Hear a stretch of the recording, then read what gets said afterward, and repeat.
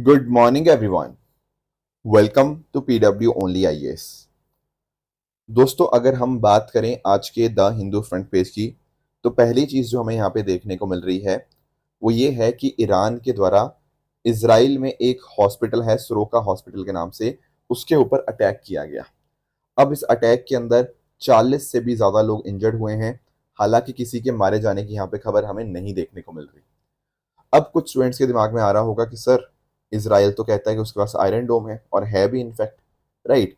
तो क्या इस तरह के अटैक्स यहाँ पे न्यूट्रलाइज नहीं हो पा रहे? देखो, एक्चुअल में क्या है ना कि ईरान के द्वारा जो मिसाइल्स फायर करी जा रही है ना, मल्टीपल वॉर हेड्स के साथ करी जा रही है।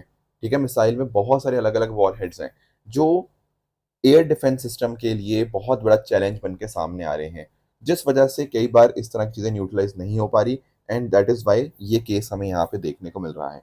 अब पॉइंट ये है कि इसराइल क्या कर रहा है। देखो, इसराइल भी कंटिन्यूसली अटैक कर रहा है, इसमें कोई डाउट की बात है ही नहीं।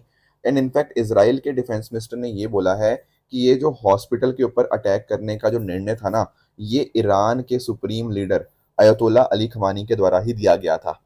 अब जब इस तरह के अगर वो एक्शंस करेंगे, खुद वो पर्सनली ऑर्डर देंगे इस तरह के कि हॉस्पिटल्स को अटैक करो, तो इसराइल का ये कहना है कि फिर ऐसे इंसान को एग्जिस्ट करने का कोई हक नहीं होना चाहिए। एंड अब वो पूरी तरह से यहाँ पे इसका रिटेलिएशन यहाँ पे देखने को मिल रहा है। बाकी देखो, यूएस भी इन्वॉल्व है। कितना इन्वॉल्व है वो हमारे दुनिया के जो चाचा जी हैं या सरपंच जो हैं डोनाल्ड ट्रंप जी, वो बताएंगे। ठीक है ना, वो कंटिन्यूसली रोज सुबह अलग बयान देते हैं, शाम में अलग बयान देते हैं। तो क्या कहते हैं वो आने वाले समय में हमें थोड़ा सा उसके बारे में पता लगेगा। दोस्तों, डेट है आज की 20 जून, राइट। एंड स्टार्ट करने से पहले मैं आपको ना एक ऑपरेशन के बारे में भी बताना चाहूंगा। दोस्तों, क्योंकि ये मुद्दा जो चल रहा है इसराइल और ईरान का, डेफिनेटली बहुत सारे भारतीय भी हैं जो ईरान के अंदर एक तरह से अटके हुए हैं। तो उनको इवैक्यूएट करने के लिए हमने यहाँ पे ऑपरेशन सिंधु यहाँ पे लॉन्च किया है। इंश्योर यही किया जा रहा है मिनिस्ट्री ऑफ एक्सटर्नल अफेयर्स के द्वारा कि कैसे ईरान के जो एम्बेसी है, भारत की ईरान के अंदर एम्बेसी है और अर्मेनिया के अंदर जो एम्बेसी है, वहां से हम भारतीयों को वापस देश लेकर आ पाए, ताकि उनकी जान यहाँ पे हम बचा पाए। अब इसका नाम ऑपरेशन सिंधु क्यों रखा गया? क्योंकि आप लोग जानते हो सिंधु का मतलब क्या होता है, इंदस रिवर, राइट। एंड कहीं ना कहीं भारत और ईरान के बीच में जो हिस्टोरिकल टाइज हैं, उसको सिंबलाइज ये पर्टिकुलर नाम यहाँ पे करता है। पास्ट के अंदर हमने और भी बहुत सारे ऑपरेशन हमने यहाँ पे रन किए हैं। जैसे फॉर एग्जाम्पल, सूडान में जब क्राइसिस आया था तो ऑपरेशन कावेरी रन किया था। जब टर्की और सीरिया में अर्थक्वेक आया था तो हमने यहाँ पे ऑपरेशन दोस्त यहाँ पे रन किया था। हालांकि देखो, हम टर्की को अपना दोस्त बोलते थे, बट टर्की ने अभी जो इंडिया और पाकिस्तान के बीच में कॉन्फ्लिक्ट हुआ, उसमें जो पाकिस्तान को सपोर्ट किया, वो कहीं ना कहीं बहुत ही उसको कंडेम करना चाहिए। साथ ही साथ अगर हम बात करें, जो यूक्रेन रशिया का कॉन्फ्लिक्ट स्टार्ट हुआ था, तो हमारे बहुत सारे एमबीबीएस स्टूडेंट्स आपके यूक्रेन में फंसे हुए थे, तो ऑपरेशन गंगा हमने तब रन किया था। अफगानिस्तान से जब यूएसए वापस गया था, तो उस समय ऑपरेशन देवी शक्ति यहाँ पे रन हुआ। एंड सिमिलरली यहाँ पे कोविड 19 के समय के ऊपर हमने वंदे भारत मिशन को भी यहाँ पे लॉन्च किया था। तो ये कुछ पुराने सक्सेसफुल मिशन थे। एंड अब जो हमने मिशन यहाँ पे स्टार्ट किया है, that is your operation Sindhu. दोस्तों, डेट है आज की 20 जून 2025, एंड आप सभी का स्वागत है आज के प्रीलिम बूस्टर न्यूज डिस्कशन में। स्टार्ट करने से पहले मैं आप सबको बता दूं कि हमारे जो प्रतिज्ञा दिवस के ऑफर्स हैं, उनको अवेल करने के लिए बस आखिरी एक दिन बचा हुआ है। तो डेफिनेटली आप इन ऑफर्स का इस्तेमाल कर सकते हैं। दोस्तों, हमारा जो 1 ईयर कोर्स है, जिसमें आप प्रहार एंड टाइटन बैच को एनरोल कर सकते हैं। सिमिलरली संकल्प और पिनेकल जो बैच है, वो 2 ईयर के आपको कोर्सेज देखने को मिल जाएंगे। इसके साथ ही साथ अगर आप यूपीएससी की तैयारी अपनी ग्रेजुएशन के साथ करना चाहते हैं, तो हमारा 3 ईयर फाउंडेशन कोर्स भी आपको यहाँ पे देखने को मिल जाएगा। तो आपको सिर्फ PD 1000 कोड को यहाँ पे अप्लाई करना है, एंड डेफिनेटली प्रतिज्ञा दिवस के ऑफर्स आपको यहाँ पे मिल जाएंगे।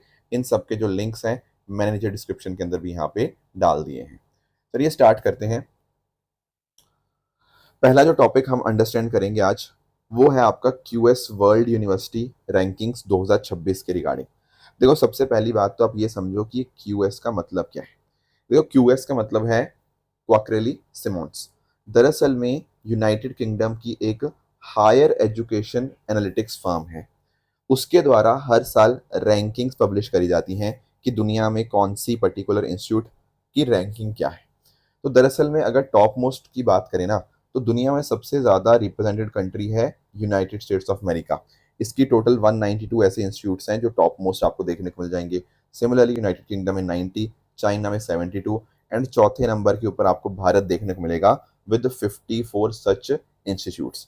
जैसे अगर मैं बात करूँ ना दुनिया भर की, तो दुनिया में टॉप के ऊपर आपको सबसे ऊपर MIT, Massachusetts institute of technology देखने को मिल जाएगा। और MIT ना कंटिन्यूसली 14 सालों से यहाँ पे टॉप के ऊपर ही है। तो MIT की यहाँ पे बादशाहत पूरी तरह से यहाँ पे कायम है। उसके बाद आपको दूसरे नंबर के ऊपर इंपीरियल कॉलेज लंदन देखने को मिल जाएगा। फिर तीसरे नंबर के ऊपर आपको स्टैनफोर्ड यूनिवर्सिटी आपको देखने को मिल जाएगी। अब पॉइंट ये आएगा कि सर हमने तो हार्वर्ड का बहुत नाम सुना था, कुछ और अपनी यूनिवर्सिटीज़ का नाम सुना था, वो कहाँ पर है?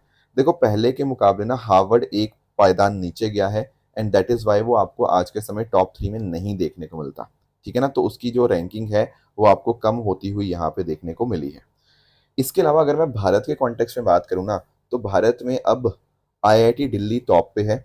मतलब उसका ग्लोबल रैंक तो 123 है, पर इंडिया में आपको टॉप के ऊपर IIT दिल्ली देखने को मिलेगा। फिर दूसरे नंबर के ऊपर आपको IIT बॉम्बे एंड तीसरे नंबर के ऊपर आपको IIT मद्रास देखने को मिल जाएगा। दरअसल में ना पहले अगर हम पिछले साल के साथ कंपैरिजन करें, तो पिछले साल IIT बॉम्बे टॉप पे था, पर इस साल पता क्या हुआ है, IIT दिल्ली ने अच्छी खासी जंप लगाई है। दैट इज़ वाई वो अब लीडिंग पोजीशन पे आ गया है इंडियन इंस्टीट्यूट्स के अंदर। पिछले साल उसका रैंक 150 था, उससे बेहतर हुआ है यहाँ पे इसका रैंक। बाकी मद्रास ने भी अच्छी खासी यहाँ पे जंप करी है। पिछले साल वो 227 पे था, तो it has improved a lot. And overall अगर हम बात करें ना, ज़्यादातर इंडियन इंस्टीट्यूट्स ने यहाँ पे इम्प्रूव ही किया है इस पर्टिकुलर रैंकिंग के अंदर। तो यहाँ पर होता क्या है ना, हम बहुत सारे पैरामीटर्स को कंसिडर करते हैं ये देखने के लिए कि कौन सी यूनिवर्सिटी टॉप पे है एंड कौन सी यहाँ पे पीछे है। जैसे फॉर एग्जाम्पल आप यहाँ पे नोटिस कर पाओगे कि एकेडमिक क्वालिटी का कैसी है, ये अपने आप में बहुत बहुत इंपॉर्टेंट फैक्टर बनता है। रिसर्च इम्पैक्ट कैसा है, एम्प्लॉयर रेपुटेशन, इंटरनेशनलाइजेशन, ये सारे पैरामीटर्स देखे जाते हैं। कहने का मतलब कि वहाँ की फैकल्टी की कैसी क्वालिफिकेशंस है, ठीक है, रिसर्च अच्छे से हो रही है नहीं हो रही, क्या स्टूडेंट आउटकम प्रॉपर है या नहीं है, ये सारी बातें देखी जाती हैं। एंड इस बार एक नया इंडिकेटर इंटरनेशनल स्टूडेंट डाइवर्सिटी को भी इंट्रोड्यूस किया गया है। कहने का मतलब आपके इंस्टीट्यूट के अंदर कितने स्टूडेंट्स इंटरनेशनल स्टूडेंट्स हैं, plus at the same time international students की क्वांटिटी तो देखी जा रही है, but at the same time उनके कितने कंट्रीज से आ रहे हैं। ऐसा नहीं ना होना चाहिए कि भारत में मान लो 200 लोग आ गए हैं और 200 के 200 लोग श्रीलंका से हैं, नहीं। आप ये देखोगे कि यार कौन से देशों से आए हैं, कितने नंबर ऑफ कंट्रीज से आए हैं, कितने स्टूडेंट्स आए हैं, इन दोनों को यहाँ पे देखा जाता है। तो वो भी अपने आप में एक इंपॉर्टेंट फैक्टर यहाँ पे डाइवर्सिटी को यहाँ पे शोकेस करता है। तो दुनिया भर में बहुत ही इंपॉर्टेंट आपको ये रैंकिंग देखने को मिल जाएंगी, ठीक है ना। तो ये कुछ बातें थी। बाकी इसके अलावा भारत की रैंकिंग इंप्रूव क्यों हुई है ज़्यादातर यूनिवर्सिटीज़ की, तो उसके पीछे आप नोटिस कर पाओगे कि ग्लोबल एम्प्लॉयर रेपुटेशन हमारी बेहतर हुई है।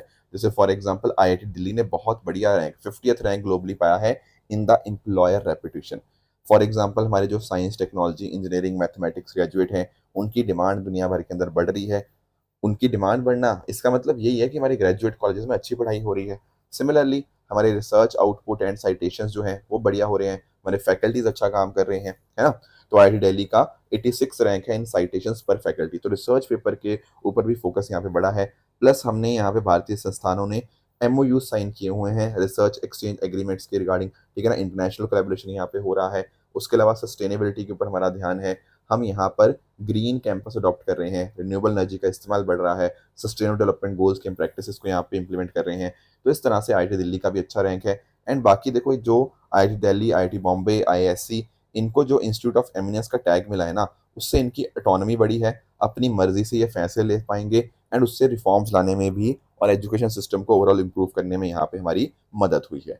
तो ये है आपकी QS वर्ल्ड यूनिवर्सिटी रैंकिंग्स। देखो एक और इसी तरह से आपको इंडेक्स देखने को मिलेगा, उसका नाम है आपका परफॉर्मेंस ग्रेडिंग इंडेक्स 2.0। अभी तो देखो हम बात कर रहे थे यूनिवर्सिटीज़ की, इंस्टीट्यूट्स की, अब हमें यहाँ पे बात किसकी करनी है, हमें स्कूल एजुकेशन की बात करनी है। स्कूल एजुकेशन के रिगार्डिंग ना मिनिस्ट्री ऑफ एजुकेशन ने एक यहाँ पे इंडेक्स रिलीज किया है, परफॉर्मेंस ग्रेडिंग इंडेक्स 2.0। देखो पहले भी ये इंडेक्स आता था, बट 2.0 में पता क्या हुआ, हमारा जो नेशनल एजुकेशन पॉलिसी है वो जो बाई 2020 के अंदर, उसके गोल के साथ अलाइन करने के लिए हमने ये सब चीज़ें स्टार्ट करी। अब क्या है इसका मतलब PGI 2.0 का, देखो आप ध्यान से समझना। यहाँ पर हम यही देखते हैं कि कौन से स्टेट्स ने कैसा परफॉर्म किया, यूटीज़ में कैसी हमारी स्कूल एजुकेशन का लेवल है। तो डेटा हम यहाँ पे इकट्ठा करते हैं एंड उसके हिसाब से स्टेट्स और यूनिवर्सिटीज़ को हम यहाँ पे बताने की कोशिश करते हैं कि आप में क्या इश्यूज़ हैं और कौन सी स्टेट ने बढ़िया या ख़राब किया है। जैसे फॉर एग्जांपल एक चीज़ हम कैटेगरी में देखते हैं आउटकम्स के कॉन्टेक्स्ट में, दूसरा होता है गवर्नेंस मैनेजमेंट में। जैसे फॉर एग्जांपल आउटकम्स में ना एक इंपॉर्टेंट कंपोनेंट है आपका learning outcomes and quality. Learning outcomes का मतलब क्या है? देखो, ऐसा नहीं होना चाहिए कि आपका कोई बच्चा 5वीं क्लास में पढ़ रहा है, पर उसको सेकंड क्लास की बुक भी पढ़ी नहीं जा रही, या फिर उससे बेसिक माइनस प्लस माइनस नहीं हो पा रहा। तो बच्चा ऊपर तो क्लास में बढ़ता जा रहा है, पर उसका कुछ पढ़ने का उसका स्तर ही नहीं बढ़ पाया, है ना? फाउंडेशनल लिटरेसी नहीं उसकी इंप्रूव हो पाई। तो वो होता है लर्निंग आउटकम्स एंड क्वालिटी। दूसरा बात होती है आपकी एक्सेस की। एक्सेस मतलब हमारे जो वल्नरेबल या मार्जिनलाइज्ड चिल्ड्रन है, उनको कैसे हम यहाँ पर इन चीज़ों का एक्सेस प्रोवाइड कर पाएँ एंड उनको रिटेन कर पाएँ। तीसरा है आपका इंफ्रास्ट्रक्चर एंड फैसिलिटीज़, जैसे for example labs, toilets, libraries, digital classrooms, ये सारा इंफ्रास्ट्रक्चर इनको मिलना चाहिए। सिमिलरली अगर हम बात करते हैं इक्विटी की, तो इक्विटी में क्या होता है, आपके ना मेल फीमेल का गैप नहीं होना चाहिए, ठीक है? या फिर कास्ट गैप्स नहीं होने चाहिए, या रूरल अर्बन गैप्स नहीं होने चाहिए। कहने का मतलब कि अगर लड़कों को पढ़ने का मौका मिल रहा है, तो बच्चियों को भी पढ़ने का मौका मिलना चाहिए। सिमिलरली ऐसा ना हो कि कोई पर्टिकुलर कास्ट के बच्चे ही बस पढ़ रहे हैं, बाकियों के पढ़ ही नहीं रहे। नहीं, ऐसा नहीं होना चाहिए। प्लस अमीर और गरीब का या रूरल और अर्बन एरियाज़ के बीच में कोई इस तरह से डिस्पैरिटीज़ नहीं होनी चाहिए। सिमिलरली अगर हम बात करें गवर्नेंस की, तो यहाँ पर भी governance process, teacher education and training, इन सब चीज़ों को भी हमें यहाँ पे बेहतर करना है। तो ये सारे अलग-अलग तरह से डोमेन्स हैं, उनके कॉरेस्पॉन्डिंग इंडिकेटर्स हैं, उनका डेटा निकाला जाता है, तो एविडेंस बेस्ड डिसीजन मेकिंग हम उसके बेसिस पे कर पाते हैं। तो इस बार का जो रिजल्ट निकल के आया ना, देखो यार, एक तो पता क्या है, एक तो ना यहाँ पे टॉप मोस्ट 3-4 कैटेगरीज़ हैं, यहाँ पे आप अंडरस्टैंड करना। जैसे सबसे ऊपर वाली कैटेगरी है दक्ष, दूसरे पे है उत्कर्ष, फिर अति उत्तम, फिर उत्तम। देखो, अभी तक तो कोई भी स्टेट इस चारों कैटेगरीज में है ही नहीं। मतलब टॉप मोस्ट तो हमारी कोई स्टेट पहुंच ही नहीं पाई कि सबसे बढ़िया जो काम कर रही हो। पर जहां तक हमारी सबसे बढ़िया पहुंच पाए हैं ना, वो चंडीगढ़ है। चंडीगढ़ का स्कोर जो है ना, वो 701 से 760 के बीच में है, ठीक है ना? तो इसको प्रचेषा वन का दर्जा मिला है। फिर उसके बाद फिर से कोई कैटेगरी में नहीं है। अब बाकी जो स्टेट्स है ना, वो काफ़ी पीछे हैं। वैसे टॉप में तो कोई भी नहीं है, पर जो अगर बाकियों में बात करें तो चंडीगढ़ के स्कूल्स वगैरह बहुत बढ़िया काम कर रहे हैं। उसके बाद काफ़ी बड़ा गैप है। फिर उसके बाद आप नोटिस कर पाओगे 581 से 640 के बीच में यहाँ पर काफ़ी सारी स्टेट्स हैं, पंजाब, दिल्ली, गुजरात, ये सब चीज़ें। फिर आकांक्षी 1, फिर आकांक्षी 2, फिर आकांक्षी 3। आकांक्षी 3 का मतलब ये है ना कि मेघालय के अंदर स्कूल एजुकेशन का स्तर सबसे ज़्यादा खराब है, ऐसा यहाँ पर ये रिपोर्ट ने बताया है। तो these are some of the parameters जहाँ पे हमें देखने को मिलता है। तो चंडीगढ़ ने टॉप किया है, ठीक है ना? तो पहली बन गया है कि ग्रेड प्रचेषा वन के अंदर हाईएस्ट परफॉर्मिंग कैटेगरी में है। मेघालय का रैंक लोएस्ट है, मैंने आपको जैसा बताया। Plus at the same time कोई भी स्टेट या यूटी हाईएस्ट ग्रेड बैंड के अंदर पहुंच ही नहीं पाई है, ठीक है ना? 12 स्टेट्स ऐसी थी जिनका स्कोर पहले के मुकाबले नीचे गिरा है। 24 स्टेट्स एंड यूटीज का स्कोर इंप्रूव हुआ है। जैसे फॉर एग्जाम्पल ना, बिहार, अंडमान एंड निकोबार आइलैंड, छत्तीसगढ़, झारखंड, कर्नाटका, लद्दाख, लक्षद्वीप, मिजोरम, तमिलनाडु, उत्तराखंड, वेस्ट बंगाल, भाई इनके स्कोर बड़े नहीं है, इनके स्कोर कम हो गए हैं। ये अपने आप में काफ़ी चिंताजनक विषय है। बाकी सारा डेटा तो मैंने आपको बता ही दिया। तो एक्सेस टू एजुकेशन के अंदर हालांकि बिहार और तेलंगाना ने काफ़ी इंप्रूवमेंट दिखाई है, क्योंकि बच्चों को रिटेन करने में, एनरोल करने में उन्होंने अच्छा काम किया है। बाकी इंफ्रास्ट्रक्चर की बात करें ना, तो दिल्ली, जम्मू कश्मीर, तेलंगाना ने प्रोग्रेस करी है कि वहाँ टॉयलेट्स बन गए हैं, पानी की फैसिलिटी है, बिजली आ गई है, आपके इंफॉर्मेशन कम्युनिकेशन टेक्नोलॉजी, आपके स्कूल्स में आपके कंप्यूटर्स वगैरह देखने को मिल जाएंगे, लाइब्रेरीज हो गया, टेक्स्ट बुक, यूनिफॉर्म्स। तो यहाँ पर इन पर्टिकुलर स्टेट्स ने यहाँ पे बेहतरी की है, ऐसा यहाँ पे बता रहा है परफॉर्मेंस ग्रेडिंग इंडेक्स 2.0। अगला हमारा एक और इंडेक्स है, that is energy transition index. अब ये इंडेक्स कौन रिलीज करता है सर? ये इंडेक्स रिलीज करता है बाय वर्ल्ड इकोनॉमिक फोरम। हमने पास्ट के डेज के अंदर भी वर्ल्ड इकोनॉमिक फोरम के बारे में डिस्कशन किया था। तो इसकी एक रिपोर्ट आई है इस बार, that is fostering effective energy transition. हालांकि नाम इंडेक्स क्या है, एनर्जी ट्रांजिशन इंडेक्स, पर उसका टाइटल क्या था, फॉस्टरिंग इफेक्टिव एनर्जी ट्रांजिशन। इसमें भारत का जो स्कोर आया है ना, वो 71 आया है आउट ऑफ 118। अब पॉइंट ये आता है कि ये स्कोर अच्छा है या खराब है। देखो मैं आपको एक्सप्लेन करता हूँ। पिछले साल हमारा रैंक वैसे तो 63rd था, तो पिछले साल हमारा रैंक अच्छा था, पर हमने अपना स्कोर इंप्रूव जरूर किया है। समझना इस बात को। बाकी देशों ने हमसे ज्यादा इंप्रूवमेंट करी है, इंप्रूवमेंट हमने भी करी है, पर क्योंकि बाकी देशों ने हमसे ज्यादा तेजी से इंप्रूवमेंट करी ना, इसीलिए वो हमसे आगे चले गए हैं। अदरवाइज अगर देखा जाए तो वी आर डूइंग गुड, पर बाकी देश शायद हमसे भी बेहतर कर रहे हैं, इसलिए उनका उनका जो रैंक है हमसे बढ़िया हो गया है। अब होता पता क्या है, जैसे for example Sweden Finland, Denmark, Norway, Switzerland. देखो ये जो ऐसी कंट्रीज हैं, ये तो हर पर्टिकुलर इंडेक्स में टॉप पे ही आती हैं।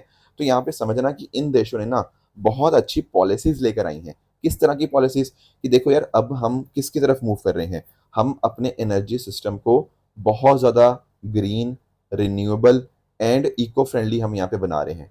तो कौन सी कंट्री कितनी ज़्यादा रेडी है, कौन सी कंट्री कितने अच्छे मेजर्स ले रही है ताकि वो अपने एनर्जी सिस्टम को बेहतर बना पाए, एनर्जी का एक्सेस अलग अलग आपके सेक्शन ऑफ सोसाइटी को मिल पाए, वहां पर कितना पैसा खर्च किया जा रहा है, इनोवेशन किया जा रहा है, इंफ्रास्ट्रक्चर, ये सब चीज़ें कितना किया जा रहा है इन ऑर्डर टू इंश्योर कि हम यहाँ पर मूवमेंट कर पाए to a cleaner energy system.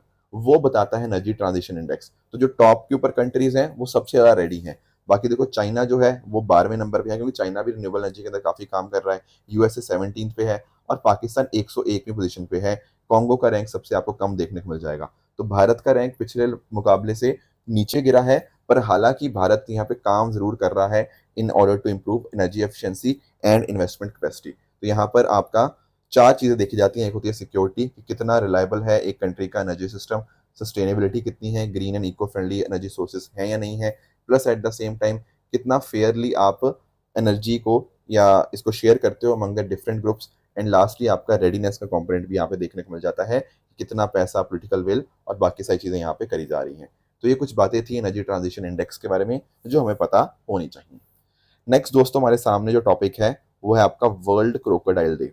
दरअसल में इसको थोड़ा डिटेल में डिस्कस करना था और ये लास्ट डेज में हो नहीं पाया था। एक्चुअली अभी रिसेंटली क्या हुआ ना, हमारी ओडिशा गवर्नमेंट ने वर्ल्ड क्रोकोडाइल डे को यहाँ पे सेलिब्रेट किया। अब पहली चीज तो दिमाग में ये आएगी कि व्हाट इज द रीजन कि ओडिशा क्यों सेलिब्रेट कर रहा है। देखो मैं आपको ना एक बड़ी इंटरेस्टिंग चीज बताता हूँ। ओडिशा ना इंडिया का एकमात्र ऐसा स्टेट है जहां पर क्रोकोडाइल की भारत में पाई जाने वाली तीनों की तीनों स्पीशीज देखने को मिल जाती हैं। कौन सी तीनों स्पीशीज हैं ये? एक तो आपको घड़ियाल देखने को मिल जाएंगे, एक मगर क्रोकोडाइल, एक सॉल्ट वाटर क्रोकोडाइल। भारत की ये तीन क्रोकोडाइल स्पीशीज हैं भारत में जो पाई जाती हैं। एंड ओडिशा एकमात्र ऐसा स्टेट है जहां पर ये तीनों देखने को मिलती हैं, बाकी कोई और स्टेट में ऐसा नहीं देखने को मिलता। मैं आपको ना थोड़ा सा डिफरेंस बता देता हूँ इन तीनों के बीच में। जैसे फॉर एग्जाम्पल ना, आप लोग ना यहाँ पे पिक्चर में घड़ियाल देख पा रहे होंगे, ठीक है? कई लोगों को बड़ी कंफ्यूजन होती है इन चीजों के बीच में, यहाँ पे एक बार समझ लेना। देखो घड़ियाल की जब हम बात करते हैं ना, तो इसका ना सामने यहाँ पे आपको लॉन्ग स्नाउट आपको यहाँ पे देखने को मिल जाता है, ठीक है ना? और घड़ियाल के बारे में एक इंटरेस्टिंग चीज पता क्या है? कि घड़ियाल हमेशा आपको स्वच्छ पानी के अंदर, क्लीन वाटर के अंदर ही देखने को मिल जाते हैं।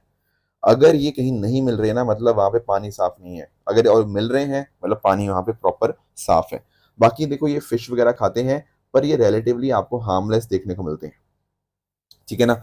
तो आपको इनफैक्ट आपको चंबल रिवर के वगैरह के अंदर देखने को मिल जाएंगे, राइट? तो ये घड़ियाल के बारे में है। बाकी अगर मैं बात करूं, यहाँ पर आपको मगर क्रोकोडाइल आपको देखने को मिल रहा होगा। अच्छा एक चीज और, घड़ियाल का जो आईयूसीएन स्टेटस है ना, वो क्रिटिकली एंडेंजर्ड है, ठीक है? यहाँ पे मैंने मेंशन भी किया हुआ है। बाकी अगर मैं बात करूं आगे मगर क्रोकोडाइल की, अगर हम बात करते हैं, तो मगर क्रोकोडाइल एक एग लेइंग आपको क्रोकोडाइल आपको देखने को मिल जाएगा। ये अपने आप में डेंजरस होता है। ये मोस्टली आपको इंडियन सब कॉन्टिनेंट के अंदर ही यहाँ पे देखने को मिल जाएगा। इसका आईयूसीएन स्टेटस आपको वल्नरेबल देखने को मिलता है। ऑन द अदर हैंड यहाँ पर आपको मैं बात करूँ ना सॉल्ट वाटर क्रोकोडाइल के बारे में, या इसको कई बार आप एस्चुरीन क्रोकोडाइल के नाम से भी जानते हैं। अब ये अपने आप में बड़ा ही खतरनाक होता है। इनफैक्ट ना सॉल्ट वाटर क्रोकोडाइल का दूसरा नाम जो है वो मैन ईटर भी इसको यहाँ पे बोला जाता है। क्यों?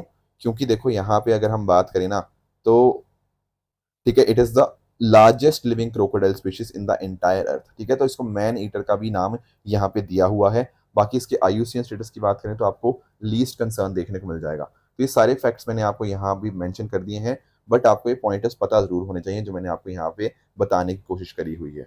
बाकी ये जो एस्चुरिन या सॉल्ट वाटर क्रोकोडाइल की बात करें, ये केवल 3 लोकेशन के अंदर पाया जाता है। एक आपका भीतरकनिका, सुंदरबंस हो गया, और अंडमान और निकोबार आइलैंड्स। ये बात आपको क्लियर होनी चाहिए।